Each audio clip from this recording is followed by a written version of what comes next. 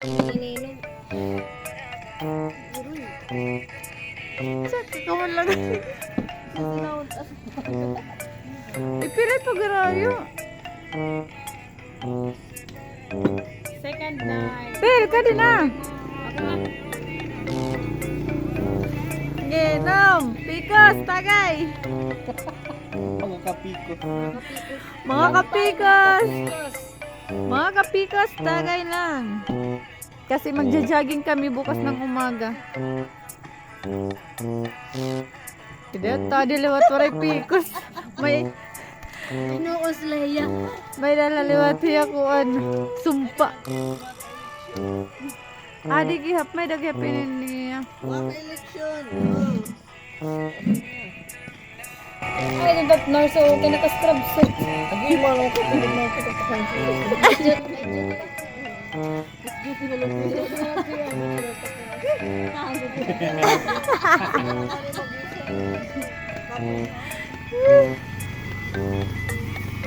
Adi makukoy.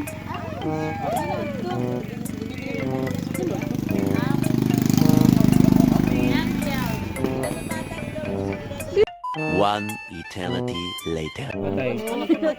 Kung upat nga magpaprehos. Oo. Si. Dire. Oh. Mapatay. Oh, no, upatay. Mapatay. Upatay. Paog kagad. Oh, patay.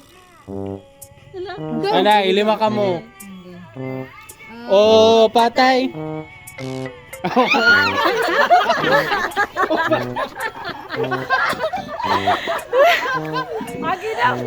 Apit na maging pikuson ta. Isang gabi guys, kami ay naggalor at saka nung mga busog na kami, naisip namin maglaro para pagpawisan at yung mga kinain namin ay matunaw kasi nga hindi galor, lafang talaga to talaga guys. So meron kaming dalawang team, ang team B at saka team boy. Team gay at team boy. Yung mga team pikoson at team walang matris. Ganon. At yung unang laro namin guys ay get in. So dahil malapad na yung kalsada, nahirapan kami kasi nga di ba mga busog ang mga persons. At nung kami ay nabubudo na, naisipan naman namin maglaro ng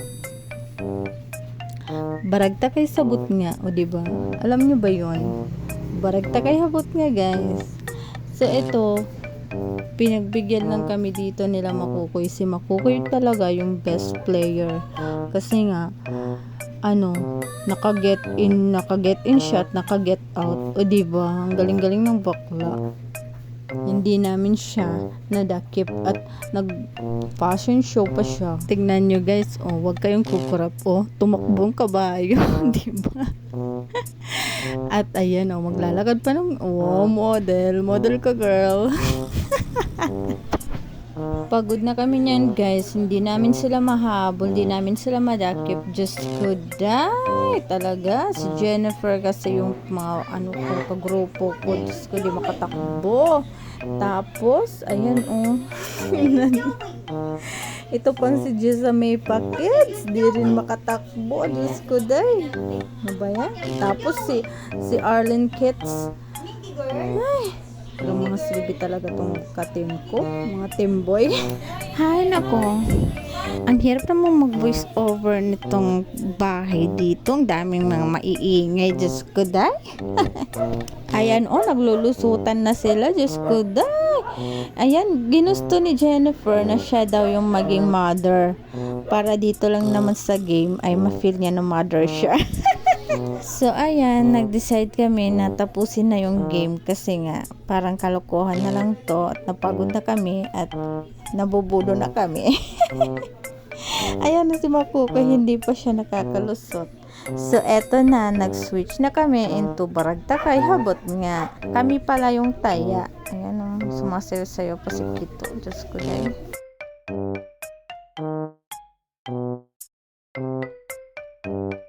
Kapag may dumadaang sasakyan ay napaligid kami guys, baka kami maligis. Diyos ko, Baka kami ay may awarding ceremony pagkakinabukasan.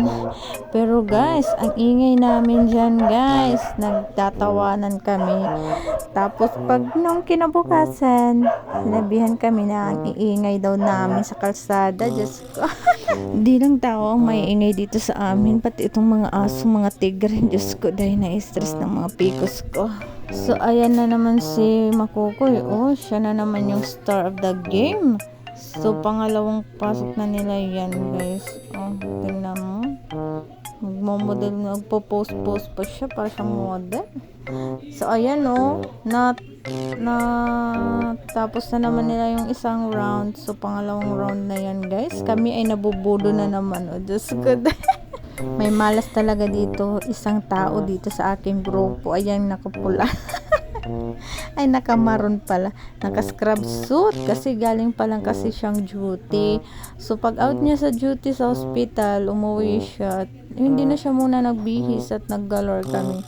Ayan, naka-scrub suit pa siya. Diba, guys? Hindi lang siya nagpapakita sa camera kasi mahiyain kasi si Jennifer. Si Jennifer makataw-taw. Ayan, napagod na siya kakakuha ng bola. So, siya naman yung taga-bato. Pero, bongga si Jennifer, marami siyang natamaang players. Ayan. So, dahil sa kanya, kami ay makakapasok sa Grand Finals. So, dalawang bakla na lang ang natitira at inuna niyang tirahin si Makukoy kasi nagagalit na siya kay Makukoy kasi star player nila. So, ayan, si baklang buba na lang yung natira. At yan, dito kami magkakaroon ng chance na makapasok. Kasi buba nga, diba, yung baklang yan. Ayan, happy talaga si Jennifer kasi nakapasok na kami na. Sila na yung taya, guys. O, diba? Tingnan mo yung Hindi siya pumupulot ng bola.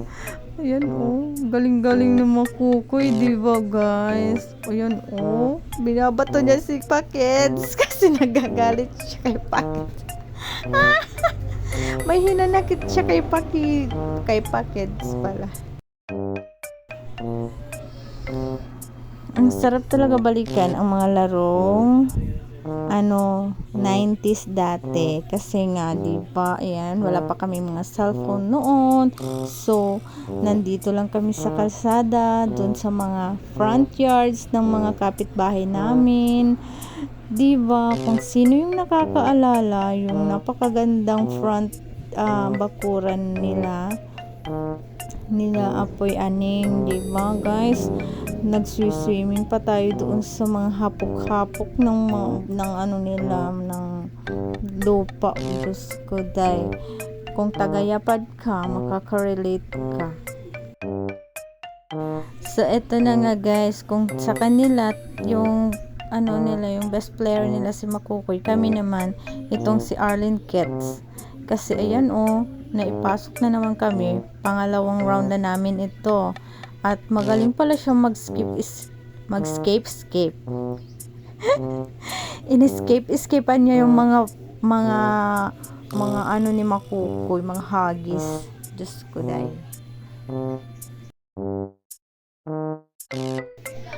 Tinanggal namin, guys, yung mga tsinelas namin yan para syempre hindi kami matatapilok pag kami magtakbo-takbo.